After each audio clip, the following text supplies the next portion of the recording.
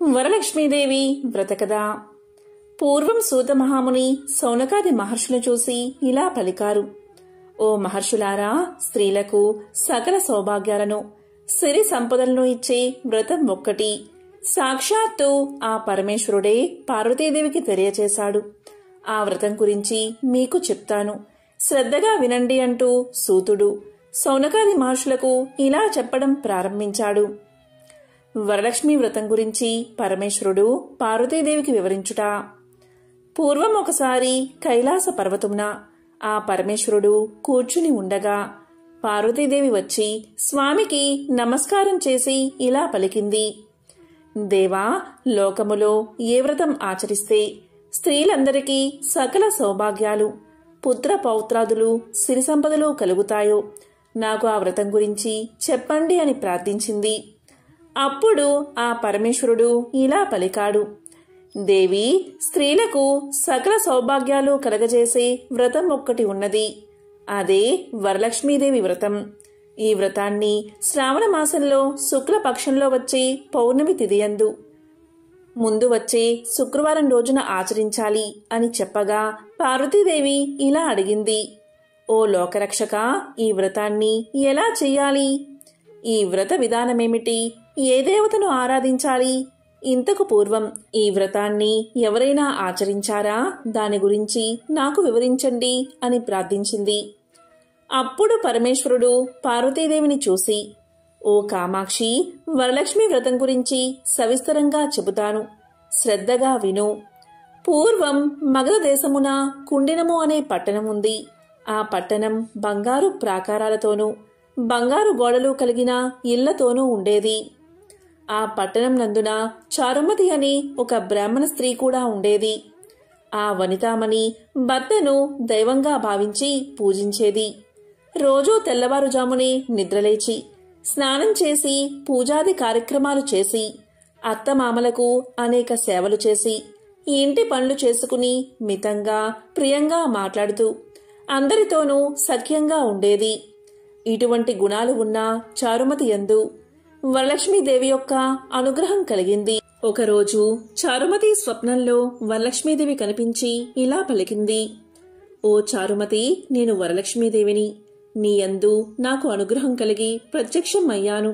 నీవు శ్రావణ శుక్లపక్ష పౌర్ణమి ముందు వచ్చి శుక్రవారం రోజున నన్ను పూజిస్తే నీకు నీ వారికి సకల సౌభాగ్యాలను సిరి సంపదలను కలగజేస్తాను అని పలికింది అమ్మవారు. ఇక చారుమతి ఆ స్వప్నంలోని వరలక్ష్మీదేవి చుట్టూ ప్రదక్షిణ నమస్కారాలు చేస్తూ ప్రార్థించింది. నమస్తే సర్వలోకానాం జనన్యై పుణ్యమూర్తయే శరణ్యే త్రిజగద్వందే విష్ణు వక్షస్థల స్థితాయే అని అనేక విధాలుగా స్తోత్రం చేసి, ఓ జగజ్జనని, నీ కటాక్షంబు కలిగిన జనులు విద్వాంసులను సకల భాగ్యాలను పొందుతారు. నేను పూర్వజన్మలో చేసుకున్న ఏ పుణ్యఫలం వల్లో మీ దర్శన భాగ్యం నాకు కలిగింది అని ప్రార్థించింది. అంతట వరాలు ఇచ్చి వరలక్ష్మీదేవి అంతర్ధానమవగా చారుమతికి మెలకువ వచ్చింది.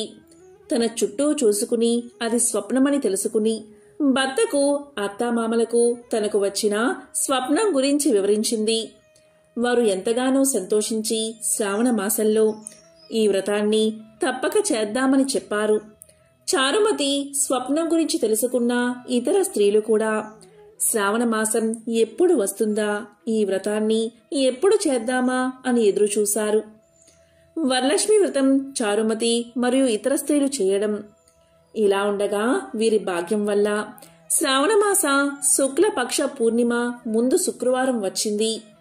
అంతటా చారుమతి మరియు ఇతర స్త్రీలు ఈ రోజే కదా వరలక్ష్మీదేవి వ్రతం చెయ్యమని చెప్పింది అనుకుని ఆ రోజు తెల్లవారుజామునే లేచి తలస్నానం చేసుకుని శుభ్రమైన వస్త్రాలు ధరించి చారుమతి యొక్క గృహంలో ఈశాన్య మూలాన గోమయంతో అలికి మండపం ఒకటి ఏర్పాటు చేసి దానిపైన కొత్త బియ్యాన్ని పోసి మర్రి చిగుళ్ళు పంచ పల్లవాలతో అంటే బిల్వ, తులసి, వేప, రావి, మామిడి ఈ ఆకులతో కలశాన్ని ఏర్పాటు చేశారు.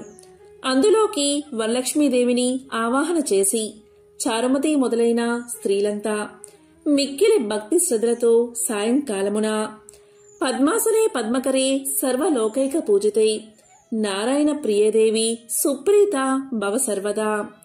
పద్మాసనే పద్మకరే సర్వలోకైక పూజితే నారాయణ ప్రియదేవి సుప్రీత భవ సర్వదా అనే శ్లోకాన్ని చెప్పి ధ్యాన ఆవాహనాది షోడశోపచారాలతో అమ్మవారిని పూజించి 9 సూత్రాలు కలిగిన తోరంబును వారి కుడి చేతికి కట్టుకుని వరలక్ష్మీదేవికి అనేక విధాలైన నైవేద్యాలు సమర్పించి ఆ మండపం చుట్టూ ప్రదక్షిణ చేశారు. ఈ విధంగా మొదటి ప్రదక్షిణ పూర్తి కాగానే వారి కాళ్లయందు గల్లు గల్లుమంటూ మంజీరములు మరియు ఇతర ఆభరణాలు ప్రత్యక్షం అయ్యాయి. వారు మిక్కిలి సంతోషించి రెండో ప్రదక్షిణ చేయగానే వారి చేతులకు నవరత్నాలతో కూడిన బంగారు హస్త్రాభరణాలు ప్రత్యక్షమయ్యాయి. వారు మరింత ఉత్సాహంతో మూడో ప్రదక్షిణ పూర్తి చేయగా వారు సర్వాభరణ అలంకృతులయ్యారు. అంతట చారుమతి మొదలైన స్త్రీల ఇళ్లల్లో సర్వాభరణాలు, రథ, గజ, తురగ వాహనాలు నిండిపోయాయి. ఆ స్త్రీలందరినీ తీసుకు వెళ్లడానికి వారి వారి ఇళ్ల నుండి రథములు, గుర్రాలు వచ్చి చారుమతి ఇంటి దగ్గర ఉన్నాయి. అప్పుడు చారుమతి మరియు ఇతర స్త్రీలు ఈ వ్రతాన్ని కల్పోక్తముగా తమతో చేయించిన బ్రాహ్మణుడికి గంధ పుష్పాలతో పూజ చేసి 12 ఉండ్రాలను దక్షిణ తాంబూలంగా ఇచ్చి నమస్కారం చేసి ఆ బ్రాహ్మణుడి ఆశీర్వాదాన్ని పొంది ఆ వరలక్ష్మీదేవికి నివేదించిన నైవేద్యమును బంధుమిత్రులతో కలిసి భోంచేశారు. పిదప వారి కొరకు వచ్చిన వాహనాలు ఎక్కి వారి ఇళ్లకు వెళుతూ ఒకరితో ఒకరు ఇలా అన్నారు. ఓహో, చారుమతీదేవి ఎంతటి భాగ్యవంతురాలు కదా! సాక్షాత్తు ఆ వరలక్ష్మీదేవే. ఆవిడ స్వప్నంలోకి వచ్చి ఈ వ్రతం గురించి చెప్పింది అని చారుమతిని మిక్కిలి కొనియాడుతూ వారి ఇళ్లకు చేరుకున్నారు. అప్పట్నుంచి చారుమతి మరియు ఇతర స్త్రీలు ప్రతి సంవత్సరం ఆ వరలక్ష్మీదేవి వ్రతాన్ని ఆచరిస్తూ అష్టైశ్వర్యాలతో భోగభాగ్యాలతో తులతూగుతూ ఉన్నారు. కాబట్టి ఓ పార్వతి, ఈ వ్రతాన్ని 4 వర్ణాల వారు చెయ్యవచ్చు. అలా చేస్తే వారికి సకల సుఖాలు, సౌభాగ్యాలు, ఆ వరలక్ష్మీదేవి యొక్క అనుగ్రహమూ కలుగుతాయి. ఈ కథని ఎవరైతే వింటారో లేక చదువుతారో వారికి ఆ వరలక్ష్మీదేవి అనుగ్రహం వల్ల సకల కార్యాలు సిద్ధిస్తాయి అని సాక్షాత్తు పరమశివుడే పార్వతీదేవికి తెలియచేశాడు అని సూతుడు శౌనకాది మునులకు చెప్పాడు. కాబట్టి ఓ మునులారా, విన్నారుగా చారుమతి ఎదుటివారి మంచి కూడా ఎలా కోరుకుందో. ఎదుటి మనిషికి మంచి కలగాలని కోరుకుంటే అమ్మవారు ఇంకా ప్రసన్నురాలై మీరు కోరుకోకుండానే మీకు మంచి చేస్తుంది అన్నాడు సూతుడు. ఉత్తమమైన ఈ వ్రతాన్ని బ్రాహ్మణాది 4 జాతుల వారు చెయ్యవచ్చు.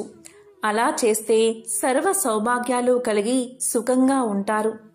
ఈ కథను విన్నవారు, చదివేవారు వరలక్ష్మి వ్రత ప్రసాదం వల్ల సకల శుభాలను పొందుతారు. వరలక్ష్మి వ్రతంలో భాగంగా చేతికి తోరాన్ని ధరించే సాంప్రదాయం మనకు తెలిసిందే. ఇంతకీ ఈ తోరాన్ని ఎందుకు కట్టుకుంటారు? దీన్ని ఎలా కట్టుకోవాలి ఇప్పుడు తెలుసుకుందాం. అమ్మవారి అనుగ్రహం మన వెన్నంటే ఉంటూ సకల విజయాలు కలగాలని కట్టుకునేదే తోరం. ఇలా తోరం కట్టుకోవడమే క్రమంగా రాఖీ పండుగకు దారితీసిందని నమ్మేవారు ఉన్నారు. వరలక్ష్మి అమ్మవారి పూజ కోసం కనీసం 3 తోరాలను సిద్ధం చేసుకోవాలి. వీటిలో ఒకటి అమ్మవారికి, ఒకటి మనకు, ఒకటి ముత్తైదవుకు అన్నమాట. ఇలా సిద్ధం చేసుకునే తోరాన్ని నవసూత్రము అని పిలుస్తారు. ఆ పేరును బట్టే ఇందులో 9 దారాలు, 9 ముడులు ఉంటాయని అర్థం చేసుకోవచ్చు.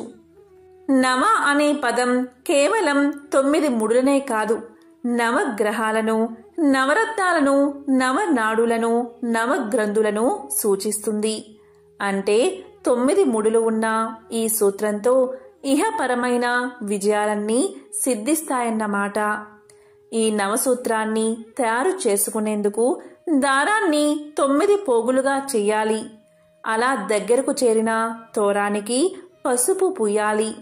ఆ తోరానికి 9 చోట్ల కుంకుమ రాసి, అలా రాసిన చోట ఒక్కో పువ్వుని ఉంచుతూ 9 ముడులు వేయాలి. ఇలా సిద్ధమైన తోరాలను అమ్మవారి ముందు ఉంచి తోర గ్రంథి పూజ చెయ్యాలి. గ్రంథి అంటే ముడి అని అర్థం. తోరంలోని ఒక్కో ముడిని అక్షింతలతో కానీ పూలతో కానీ పూజించడమే ఈ తోర గ్రంథి పూజ. ఇందుకోసం ఒక్కో ముడిని పూజిస్తూ ఒక్కో మంత్రం చదవాలి. ఓం కమలాయై నమః ప్రథమ గ్రంథిం పూజయామి. ఓం రమాయై నమః ద్వితీయ గ్రంథిం పూజయామి. ఓం లోకమాత్రే నమః తృతీయ గ్రంథిం పూజయామి. ఓం విశ్వజనన్యై నమః చతుర్థ గ్రంథిం పూజయామి.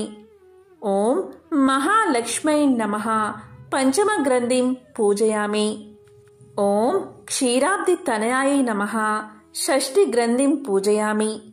ఓం విశ్వసాక్షిణ్యై నమః సప్తమ గ్రంథిం పూజయామి. ఓం చంద్ర సహోదర్యై నమః అష్టమ గ్రంథిం పూజయామి. ఓం హరివల్లభాయై నమః నవమ గ్రంథిం పూజయామి. ఈ తోర గ్రంథి పూజ ముగిసిన తర్వాత ఈ శ్లోకాన్ని చదువుతూ తోరాన్ని ధరించాలి. బద్నామి దక్షిణే హస్తే నవసూత్రం శుభప్రదం పుత్ర పౌత్రాది వృద్ధించ మమ సౌఖ్యం దేహిమే రమే. పై శ్లోకంలో దక్షిణ హస్తే అని స్పష్టంగా ఉంది. అంటే తోరాన్ని తప్పకుండా కుడి చేతికే ధరించాలి. అంతేకాదు చాలామంది ఇలా ధరించిన తోరాన్ని పూజ ముగిసిన వెంటనే తీసేస్తూ ఉంటారు. కానీ తోరాన్ని కనీసం ఒక రాత్రి ఒక పగలన్నా ఉంచుకోవాలని చెబుతారు పెద్దలు. అలా ధరించే తోరం సంతానాన్ని, సంపదను, సౌభాగ్యాన్ని ప్రసాదిస్తుందని నమ్మకం.